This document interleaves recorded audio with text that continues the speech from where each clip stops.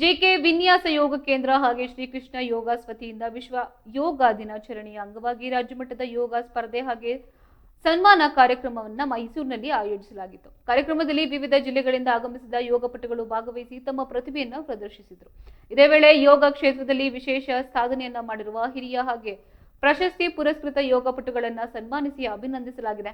ಕಾರ್ಯಕ್ರಮದಲ್ಲಿ ಹಿರಿಯ ಶಾಸಕ ಹಾಗೆ ಚಾಮುಂಡೇಶ್ವರಿ ಕ್ಷೇತ್ರದ ಶಾಸಕ ಜಿಡಿ ದೇವೇಗೌಡ, ಚಾಮರಾಜ ಕ್ಷೇತ್ರದ ಶಾಸಕ ಹರೀಶ್ ಗೌಡ ಅವರು ಸೇರಿದಂತೆ ಹಲವು ಗಣ್ಯರು ಭಾಗವಹಿಸಿ ಯೋಗದ ಮಹತ್ವವನ್ನು ತಿಳಿಸಿದ್ದಾರೆ.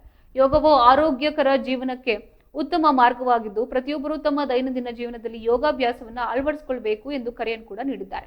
ಕಾರ್ಯಕ್ರಮದಲ್ಲಿ ಯೋಗ ಸಂಸ್ಥೆಗಳ ಪದಾಧಿಕಾರಿಗಳು, ಯೋಗ ತರಬೇತುದಾರರು, ಸ್ಪರ್ಧಿಗಳು, ಪೋಷಕರು ಹಾಗೆ ಸಾರ್ವಜನಿಕರು ಉಪಸ್ಥಿತರಿದ್ದರು.